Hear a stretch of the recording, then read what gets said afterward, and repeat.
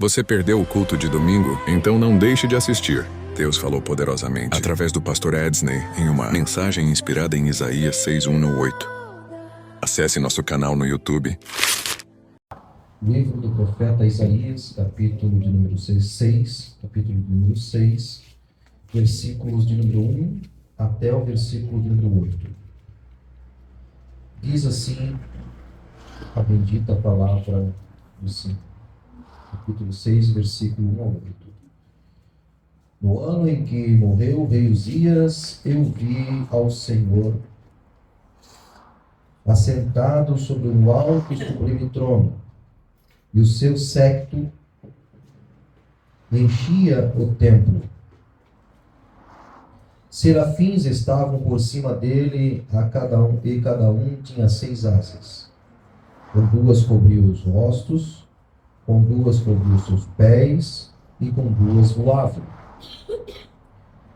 E clamavam uns aos outros, dizendo: Santo, Santo, Santo é o Senhor dos exércitos, toda a terra está cheia da sua glória. E os umbrais das portas se moviam à voz do que clamava, e a casa se encheu de fumaça. E então disse eu: ai de mim, pois estou perdido, porque sou um homem de lábios impuros e habito no meio de um povo de impuros lábios.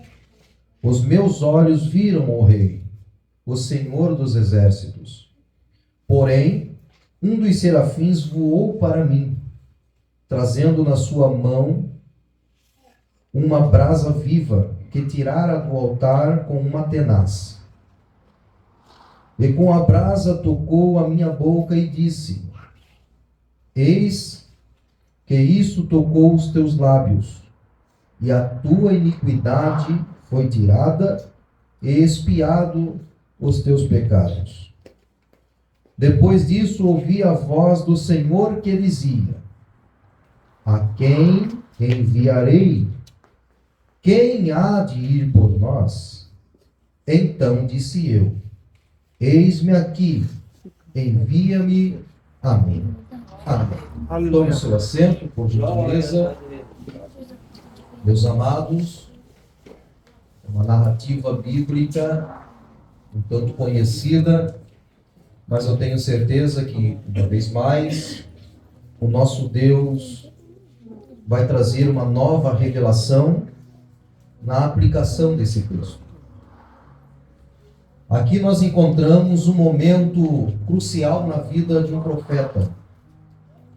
Ou melhor dizendo, crucial na vida de um homem comum, que haverá sendo chamada por Deus. Eu entendo que todas as vezes que Deus chama alguém, a vida desta pessoa é totalmente modificada. Aleluia. Deus chamou, por exemplo, o profeta Jeremias. E quando chama o profeta Jeremias, a Bíblia diz que ele diz: eu sou um menino, não tenho a capacidade para efetuar tal ministério, não tenho essa capacidade. Então Deus olha para ele e diz: não diga eu sou um menino, eu te dei como uma vara de amendoeira, e você vai pregar a minha palavra a esta nação. Aleluia. Da mesma maneira foi com Jonas, e o divisor de águas entre ele exercer o ministério e não exercer o ministério foi exatamente a circunstância em que o Senhor Deus proporcionou a ele, dentro de um ventre de um grande peixe. Quando observamos, por exemplo, a vida do nosso Deus, Jesus, ele primeiro foi conduzido pelo Espírito Santo, no capítulo de número 4 de Mateus, ao deserto. Ele lá no deserto foi tentado pelo diabo e depois disso iniciou o ministério. Da mesma forma, observamos em todos os discípulos de Jesus. Ficaram 3 anos aprendendo com o Senhor, para depois vir o poder do Espírito Santo e assim eles exercerem um grande ministério. Não foi diferente também com o apóstolo Paulo. O apóstolo Paulo estava indo no caminho para Damasco e se encontrou com Jesus. E a partir deste momento, que houve um divisor de águas na sua vida, ele foi transformado e efetuou uma grande obra missionária na face da terra. Todos os servos de Deus foi assim. E com a gente também não é diferente. Porque quando somos chamados por Deus, nós somos escolhidos por Deus, o Senhor Deus não abre mão. E por uma circunstância ou outra circunstância, o nosso Deus vai nos usar para efetuar esse ministério que Ele proporcionou a nós. Ou melhor, que Ele delegou a nós. Então, quando falamos de obra de Deus, principalmente obra missionária, nós entendemos claramente que a obra missionária, ela não é específica para fulano ou ciclano, é uma classe de pessoas. A obra é para todos. Porque quando o Senhor Jesus, ele disse, ide por todo mundo e pregai o evangelho, ele estava falando para todas as pessoas. Todos têm que pregar de uma certa forma ou de outra. Alguns pregam nos púlpitos, outros pregam na rua, outros pregam falando, conversando. Tem inúmeras maneiras de levar a palavra de Deus e de ganhar alma para o reino do Senhor Deus. Tem inúmeras maneiras. Mas, queridos, dentro desta narrativa bíblica, que nós ora lemos aqui neste momento, eu entendo que o chamado de Deus para a vida de alguém, ela parte de alguns pontos esses que são cruciais para que esta pessoa esteja na realidade em uma posição adequada diante deste chamado. Eu observo no texto de Isaías, capítulo de número 6, que já começa dizendo assim: no ano em que morreu o rei Uzias. Porque o rei Uzias era parente de Isaías. Isaías, ele estava no palácio, ele tinha acesso. Podemos dizer que ele era do alto nível, do alto escalão hierárquico da época. Então, a sua base familiar, a sua base de poder, que era o rei, morreu. E agora ele se encontra em uma posição totalmente desfavorável. Observa que ele é enfático ao dizer: no ano em que morreu o rei Uzias. Parece que ele está dizendo assim: no ano que morreu a pessoa que me sustentava, que me segurava, que era uma base para mim, que era um fundamento para mim. É nesta pessoa que eu me escorava, é nesta pessoa que eu confiava, mas esta pessoa morreu. E observa que ele continua dizendo: no ano em que morreu o rei Uzias, ele começa a dizer assim: eu vi ao Senhor. Ele estava em um alto e sublime trono, e o seu séquito, ou a sua glória, enchia toda a casa, em algumas traduções. Em outra, como a minha, enchia todo o templo. A visão de Isaías nesse momento era dentro de um templo, e dentro desse templo tinha um trono, e o que estava sentado sobre esse trono é o Deus Todo-Poderoso. E a visão vai desenrolando aqui nesse capítulo de número 6, e ele vê os serafins. Os serafins são seres criados em brasas. A palavra serafim significa seres criados em brasas. E a Bíblia diz que eles tinham 6 asas. 2 voavam, 2 cobriam o rosto e 2 cobriam os pés. E a palavra do Senhor ainda continua dizendo que Isaías, diante desta visão, de tal revelação que ele recebera de Deus, ele faz uma introspectiva e começa a dizer: ai de mim, Senhor, que eu estou perecendo, porque eu sou um homem de impuros lábios, e os meus olhos viram ao Senhor. E ele ainda continua dizendo assim: e eu vivo no meio de um povo de impuros lábios também. A Bíblia diz que um serafim pega a brasa do altar com uma tenaz e toca nos lábios do homem de Deus e o purifica para o santo ministério profético naquele exato momento. Queridos, em primeiro lugar eu compreendo que o Deus Todo-Poderoso estava trazendo a este homem uma base de personalidade. Ele estava fazendo uma transformação interna neste homem, para que daí ele possa exercer o ministério. Deus precisava de uma pessoa que atendesse a sua perspectiva, em primeiro lugar, em relação à sua humildade.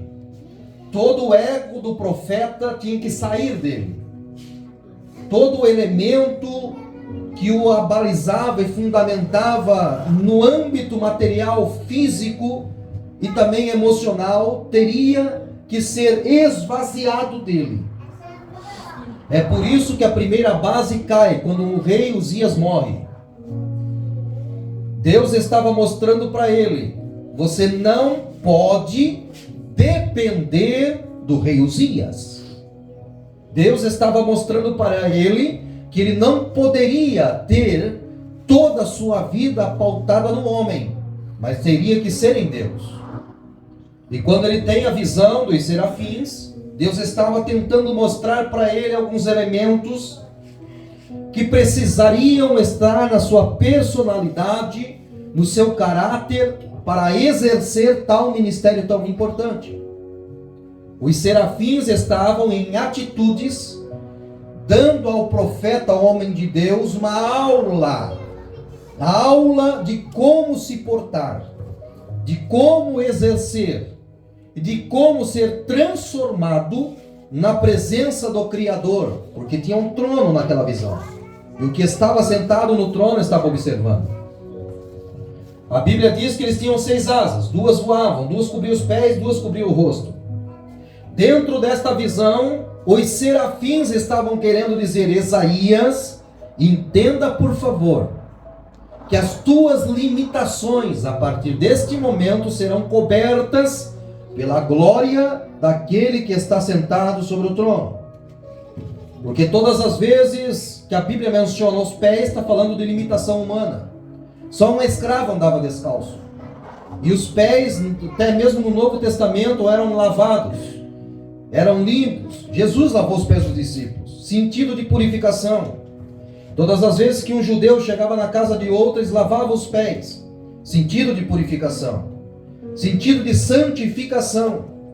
Porque a limitação estava sendo representada nos pés. E quando os serafins, eles cobrem os pés com as suas asas, eles estavam dizendo: Isaías, as tuas limitações serão cobertas. E não serão cobertas pelas nossas asas, mas serão cobertas pelo poder daquele que está sentado sobre o trono. Aleluia. Já eu entro na aplicação da mensagem. Olha só. 2 cobriam o rosto, porque todas as vezes que a Bíblia menciona rosto de homem ou rosto, está falando de capacidade administrativa, intelectualidade, inteligência. São elementos dignos de ser admirados diante dos homens. Quando os serafins cobrem o seu rosto, ele está dizendo: Isaías, tudo que está em você que é digno de admiração, tudo que está em você que é digno de aplausos, que é digno de elogios, tudo a partir deste momento será coberto pela glória de Deus. E 2 asas eles voavam, porque, queridos, a asa representa poder, a asa representa velocidade. É por isso que eles estavam assim nessa posição, mostrando para o profeta qual seria a transformação que ele, Deus, exerceriam no Senhor, em Isaías. Quando a Bíblia diz que o serafim ele sai e pega uma brasa viva, entenda isso, uma brasa viva do altar, e toca nos lábios do homem de Deus, a partir deste momento ele é purificado. Ele não foi purificado quando viu o trono, ele não foi purificado quando viu os serafins, ele não foi purificado quando entendeu que as suas limitações seriam cobertas, ele não foi purificado a partir do momento que ele entendeu que todos os elementos dignos de elogio também seriam cobertos. Mas ele foi purificado a partir do momento que a brasa viva tocou em seus lábios. E a brasa viva não foi tirada de outro local a não ser do altar. Observe que serafim, como já disse aos irmãos, significa seres criados em brasas. Agora, o ser criado em brasa pega a brasa do altar com uma tenaz. Ele poderia pegar com a mão, ele poderia pegar de qualquer forma, porque é um ser de brasa. Mas a atitude deste serafim diz ao profeta Isaías: tudo, entenda isso, irmão, tudo que sai do altar, tudo que vem do altar, tudo que tem origem do altar, é maior do que o serafim e é maior do que o profeta. Agora que você compreendeu um pouquinho, dentro da interpretação, da hermenêutica, da exegese do texto, eu entro na nossa aplicação. Entenda isso. Em primeiro lugar, quando Deus chama alguém, ou seja, quando Deus chama você para um santo ministério, para pregar a palavra, para louvar, para evangelizar, em primeiro lugar, Deus tira a base humana de você. Deus tira, vou falar de uma linguagem um pouco mais simples, Deus tira a escosta quente, Deus tira aquela pessoa que te fundamenta. Não estou falando tirar no sentido de morrer, eu estou falando tirar no sentido de tirar a base de você. Você já não vai mais depender dessa pessoa, você já não vai mais depender desse ser humano, você vai depender 100% do Senhor Deus. Tem gente que depende de prefeito, tem gente que depende de cliente, tem gente que depende do pai, tem gente que depende da esposa, tem gente que depende do filho, tem gente que depende de tanta coisa. Quando dependemos de outra pessoa, infelizmente, se esta pessoa não estiver disponível, nós não temos mais base o suficiente para fazer. Agora, Deus está dizendo para o profeta Isaías: em primeiro lugar, eu tiro a tua base humana. E Deus, neste momento, está falando para nós através da sua mensagem, da revelação da sua bendita palavra.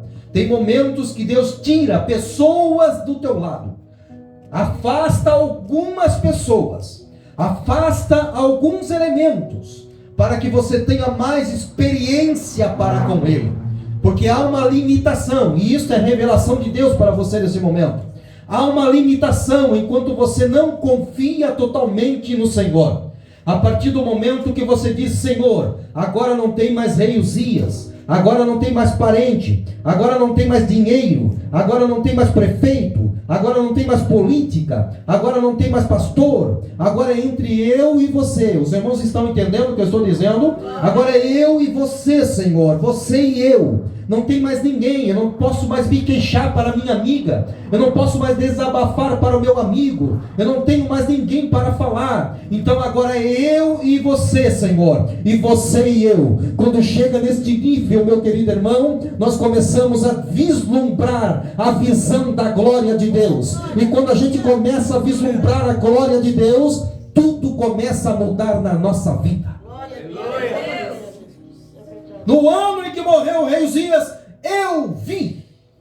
Não tem como ver a Deus enquanto você estiver confiando em coisas materiais. Não tem como você receber a revelação de Deus enquanto você está fundamentado nas coisas materiais. Se você não largar as coisas materiais, não estou dizendo para largar emprego, não estou dizendo para parar de ganhar dinheiro, não estou dizendo disso, não. Eu estou dizendo que a nossa fé, o nosso fundamento não pode ser as coisas materiais, mas o nosso fundamento tem que ser o Senhor Jesus, tem que ser o Criador dos céus e Criador da terra. A partir deste momento, meu querido, que você confiar plenamente em Deus, Deus vai se revelar para você, Deus vai se revelar na sua casa, na sua família, na sua história, na tua profissão, na tua vida emocional. Tudo vai mudar a partir do momento que você dizer assim, ó: tudo que é material agora já não é mais prioridade, a minha prioridade é Deus. Aleluia, aleluia, aleluia, Senhor Jesus Santo. O rei Uzias teve que morrer. Se não morre o rei Uzias, não tinha visão. Isaías não ia receber porque o fundamento dele estava ali. Ele viu um alto e sublime trono. E a glória daquele que estava sentado sobre o trono encheu toda a casa. Irmãos, entenda uma coisa. Deus não gosta de nada vazio. Nada. Deus gosta de coisas cheias. Sabia disso? Olha só. No princípio. E criou Deus os céus. Bereshit bara Elohim. E criou Deus os céus e a terra. E a terra era sem forma e vazia. Deus olhou isso e disse assim, ó, não gosto de nada sem forma e vazio. Vai lá, Espírito Santo. E a Bíblia diz no versículo 2, e o Espírito pairava sobre a face das águas. Pairar no original hebraico é fecundar, gerar vida, trazer à existência. Então observa que Deus não gosta de nada vazio. Quando lá no Novo Testamento as pessoas receberam o Espírito Santo, olha só, o termo no original para espírito é pneuma. No Novo Testamento, no grego, pneuma. No Antigo Testamento é ruach, ruara, ou nefesh, mas é o mesmo significado. Pneuma vem de pneumático. Olha só, entenda. Pneuma vem de sopro, fôlego, vento. Quando você vai lá encher o pneu do seu carro, lá no posto de gasolina, é o sistema pneumático que vai encher esse carro, ou esse pneu. Quando você sopra em um balão e enche esse pneu, esse balão é o sistema pneumático. Você está enchendo. Aí eu vejo Jesus indo aos céus e ele diz assim, ó, eu vou, mas deixarei convosco um outro Consolador. O Espírito, o pneuma, o fôlego, o vento, que vai preencher, que vai encher. Ele ficará convosco até a consumação dos séculos. Em Atos capítulo número 2, a partir do versículo 1, vocês conhecem a passagem. A Bíblia diz que ele desceu com um som de um vento, veemente e impetuoso, e encheu toda a casa em que eles estavam assentados. E foram vistas sobre eles línguas repartidas como de fogo, o qual o Espírito Santo do Senhor lhe concedia que falasse. Deus não gosta de nada vazio. Aleluia. Nada. Tem gente que diz por aí, a mente vazia é a oficina do diabo. Isso é um adágio popular. A Bíblia não diz, mas é certo, irmãos. Porque se a mente do ser humano estiver vazia, quem vai habitar ali? O próprio adversário. É por isso, meu querido, que o apóstolo Paulo disse assim, ó, não vos embriagueis com vinho onde há contenda, mas enchei-vos do Espírito Santo. Glória a Deus. É por isso que nesta visão, a primeira característica de um homem chamado por Deus, ele tira a base humana. Segundo, é cheio. Deus não gosta de nada vazio. Aí depois que vem a visão dos serafins, Deus querendo dizer assim, ó, agora que você é cheio da minha presença, e, irmãos, não confunda as coisas. Ser cheio da presença de Deus não quer dizer que você vai ficar correndo, pulando toda a vida e sapateando toda a vida dentro da igreja. Isso também acontece. Mas a parte mais profunda de ser cheio do Espírito Santo de Deus é a mudança de vida, é a transformação, é as tuas limitações sendo cobertas. Lembra da asa que cobre os pés? É as limitações sendo cobertas. Antes eu era briguento, o Espírito Santo de Deus vai encher, e agora não vai mais ser. Antes eu falava palavrão, o Espírito Santo de Deus vai encher, agora não vai mais falar palavrão. Antes eu murmurava do fulano, do ciclano, só falava mal da igreja, do pastor, da liderança, agora não vou mais falar porque eu sou cheio do Espírito Santo. Antes eu arrastava o pé no balão, não vai mais arrastar não, porque é cheio agora do Espírito Santo. Quem é cheio do Espírito Santo de Deus, ele tem as suas limitações cobertas pela glória de Deus. Irmãos, não é a sua capacidade, não é a minha capacidade, não é o pastor que vai mudar você, não vai ser a sua esposa que vai mudar você, e nem o seu esposo vai mudar você também. Quem vai mudar você é o Espírito Santo. Querendo dizer assim, ó, a partir desta mudança, agora, Você vai poder encher o peito e dizer: eis-me aqui, Senhor. Aleluia. Envia-me a mim para fazer a sua obra. Sabe por que pessoas não fazem a obra de Deus? Porque eles não querem ser cheios e não querem ser transformados pelo poder do Espírito Santo de Deus. Não querem cobrir os seus pés de jeito nenhum. Querem se manter na iniquidade. Querem se manter na negligência. Querem se manter no pecado. Nasci assim e vou morrer assim. Aprendi assim e vou continuar assim. E Deus falando, e Deus falando, o Espírito Santo de Deus falando, e a pessoa endurecida, coração de pedra. É por isso que às vezes as pessoas não abraçam a causa de Cristo e não fazem a obra de Deus. Mas hoje Deus está falando conosco assim, ó: eu chamei você. Aleluia. E se precisar tirar os dias da sua vida, eu vou tirar. Se precisar tirar o empecilho da sua vida, eu vou tirar. Para você pregar a minha palavra, ganhar alma para o meu reino, fazer a minha obra. Hoje Deus está falando contigo aqui nesse lugar. Eu te escolhi, não abro mão de você. E se você ficar duro, coração de pedra, eu vou quebrar. Porque a palavra de Deus diz que a palavra de Deus é como um martelo que esmiuça a penha. Um martelo que esmiuça a pedra. E não tem, irmão, não tem coração duro que não amoleça diante da revelação da glória de Deus.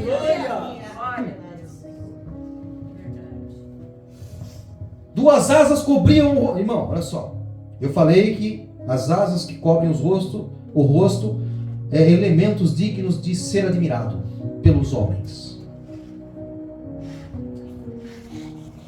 Sabe o que mais derruba o ser humano hoje? O crente, o servo de Deus. Sabe o que é? O ego. A vaidade. E eu não estou falando vaidade de se arrumar, não. Estou falando vaidade no coração. Vou falar de uma forma mais simplificada para nós. A pessoa que se acha. Se acha demais. Toca um pouquinho de violão, pensa que é mais do que o outro. Se acha. Quer aplauso. Canta bem, quer aplauso.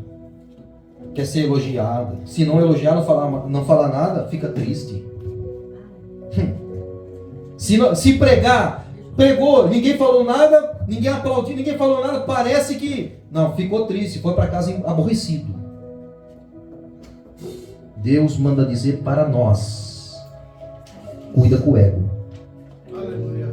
Eu chamo isso de síndrome de Lúcifer.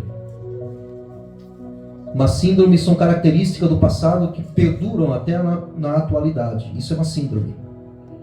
Agora a síndrome de Lúcifer é aquela assim: eu colocarei meu trono acima das estrelas, acima das nuvens. Eu vou dizer para você, irmão, cuide com o elogio. O elogio é uma bênção, dependendo da forma que você o recebe. O ego é a principal ferramenta do diabo. Sabe como que ele derrubou a Eva? Todos os dias ele observava ela, todos os dias. Ele pensou: se eu aparecer para ela de qualquer jeito, ela não vai comer esse fruto. Dependendo do que eu falar, ela também não vai comer esse fruto. Mas eu já sei, vou usar o ego dela. Você não vai morrer, Eva. Se você comer, você não vai morrer. Você vai ser sábia como Deus. Inflou o ego dela. E ela pegou aquele fruto e pecou diante do Senhor. E hoje Deus está falando para nós aqui. Tem gente que pensa que é demais porque tem um pouquinho mais de dinheiro. Tem gente que pensa que é demais porque prega um pouquinho bem, porque canta um pouquinho bem, porque tem uma influência na sociedade, está fazendo alguma coisa e está indo bem, pensa, começa a querer receber elogios, se ninguém falar nada fica triste. Cuide com o ego. Aqui ó, Isaías estava entendendo: cubra o rosto, cubra o teu rosto, todos os elementos dignos de ser admirado. Quando vim elogiar você porque você é um bom profissional, receba com alegria, mas glorifique a Deus. Quando vim elogiar você porque você é um bom pregador, receba com alegria, porque o irmão está querendo te agradar, mas glorifique o nome do Senhor Deus. Seja sábio. Olhe para dentro de você e diga: não vou cair na esparrela do diabo, não vou permitir cair nessa arapuca dele. Ele usa essa arapuca milhares e milhares de anos, porque o ser humano ele tende a cair no ego. na autoglorificação. E hoje Deus está dizendo para nós, igreja do Senhor, vocês são escolhidos para fazer a obra, para pregar a palavra. Pessoas vão elogiar vocês.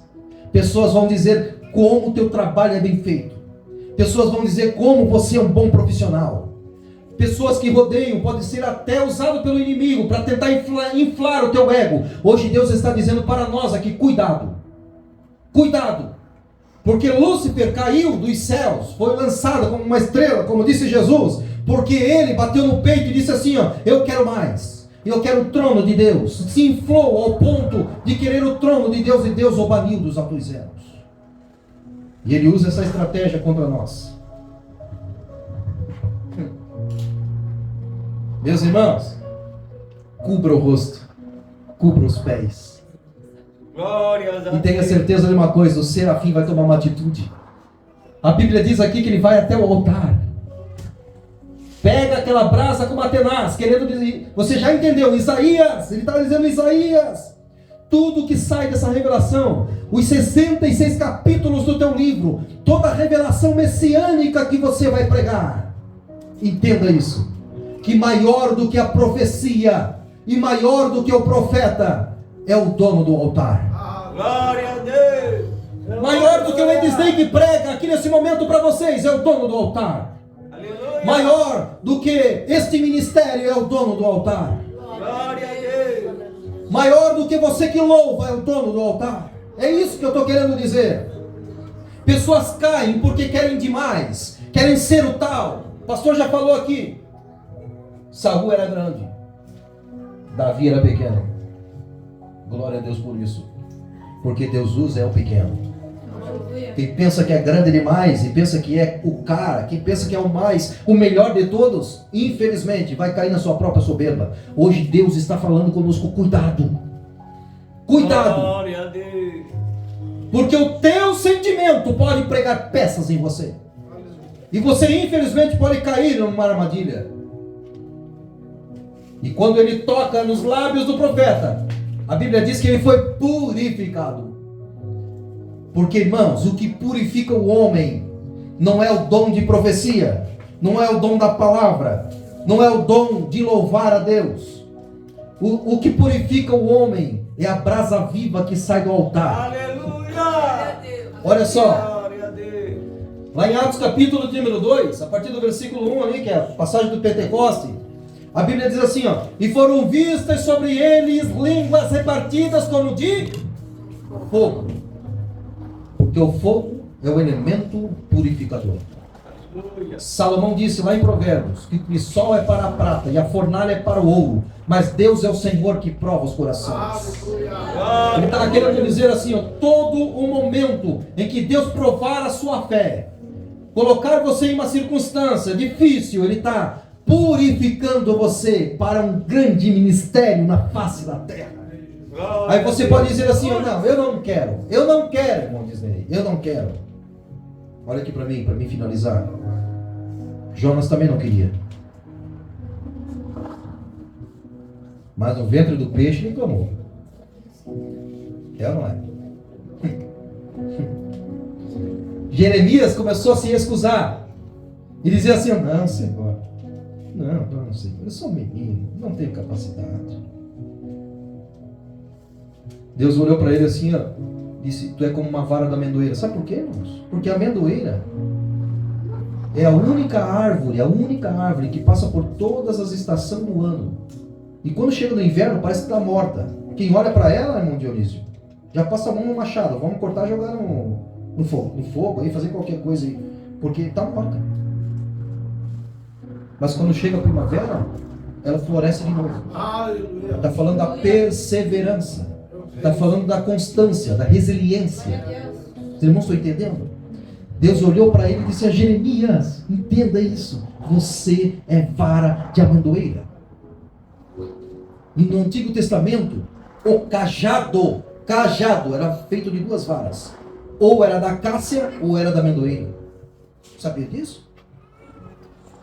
Amendoeira. Por que da amendoeira, irmãos? Porque a amendoeira, ela dava duas flores.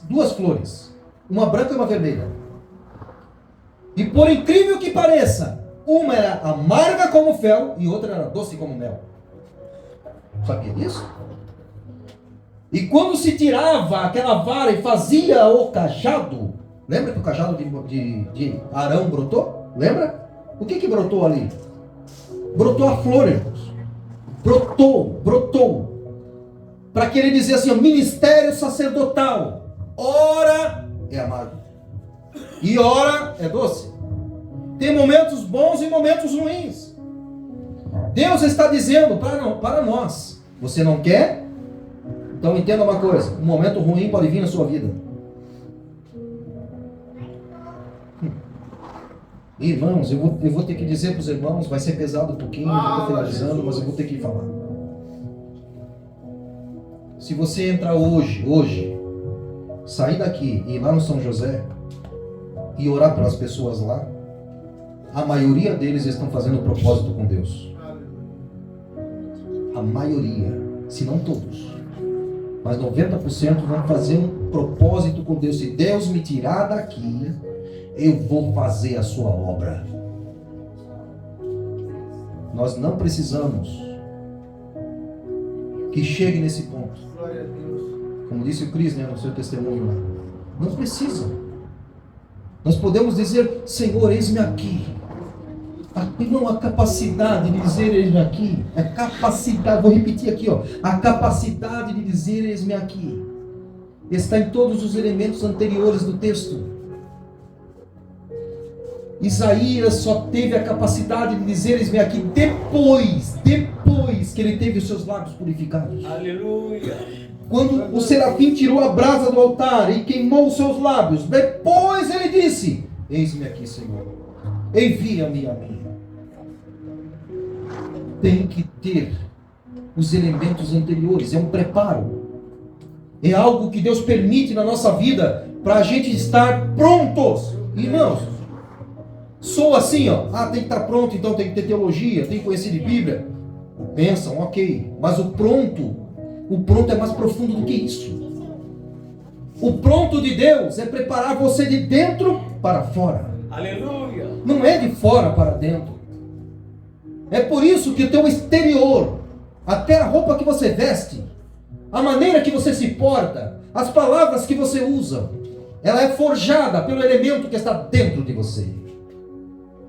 E agora eu finalizo dizendo, 1 Coríntios capítulo de número 3, versículo 16. Não sabeis vós que o próprio Deus habita dentro de vocês, e vocês são templos do Espírito Santo? Glória a Deus. Aleluia. Se o Espírito Santo de Deus está dentro de vocês, Aleluia. vocês vão fazer a obra de Deus. Nós estamos num culto de missão. Meus queridos, se coloque de pé. Hoje vamos finalizar. Meus irmãos, quantas pessoas vieram para mim e falaram para mim? Alguns falaram para mim, outros falaram para terceiros, os terceiros vieram me falar, enfim. Quantas pessoas falaram assim para mim? Não, o Ednei vai voltar para o ministério. Vou falar abertamente, irmãos, não é falar mal, tá? Vou falar abertamente, porque eu era da Assembleia de Deus há 23 ou 24 anos. E muitos de lá, que gostam da minha pessoa, muitos falaram, o Ednei vai voltar. Vai voltar porque ele é um pregador da palavra. E alguns falaram assim porque ele precisa de púlpito para pregar. Ele é um pregador, então ele precisa de púlpito. E quem tem púlpito é a igreja maior do Brasil, Assembleia de Deus. Irmão, já preguei para 2.000 pessoas, para 1.000 pessoas, em congressos, enfim. No estado, fora do estado, nesse ministério. É por isso que as pessoas falavam isso. Você vai voltar. Deus pegou o meu rei Uzias e amassou na mão dele. Aleluia. Isso assim, não. Aleluia.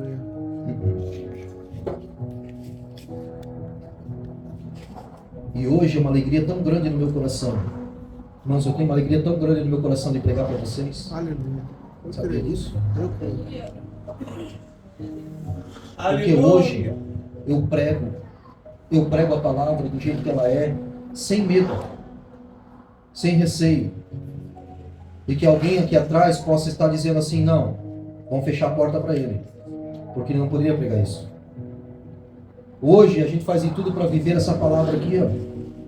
A gente conduz o ministério junto com os irmãos numa visão bíblica, que realmente conduza as pessoas de uma forma adequada por dentro da palavra. E é uma alegria tão grande no nosso coração, irmãos.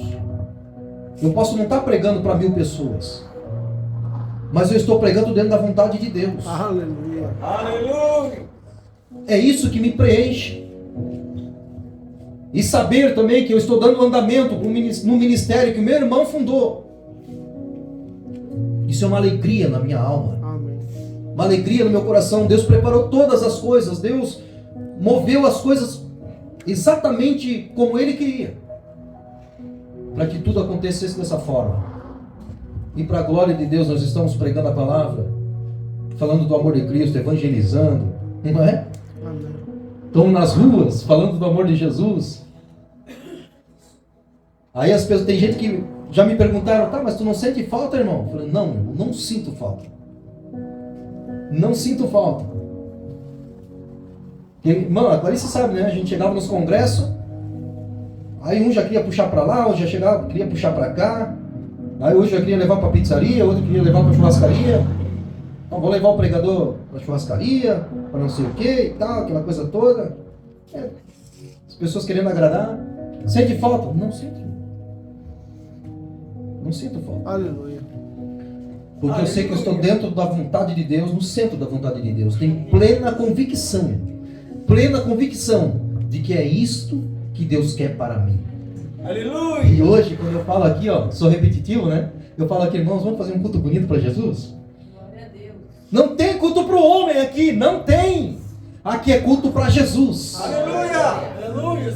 É por isso que Deus tem se manifestado nesse lugar. Glória a É por Deus. isso que Deus tem falado nesse lugar. Porque Deus tem se agradado das nossas decisões, do nosso modo de cultuar. Nós estamos aqui para cultuar a Deus, adorar a Deus, glorificar a Ele, servir a Ele de todo o coração, Senhor Jesus. fazer valer o que está escrito na palavra. Glórias a Deus. Por isso que é uma alegria. Quero orar por você nesse momento.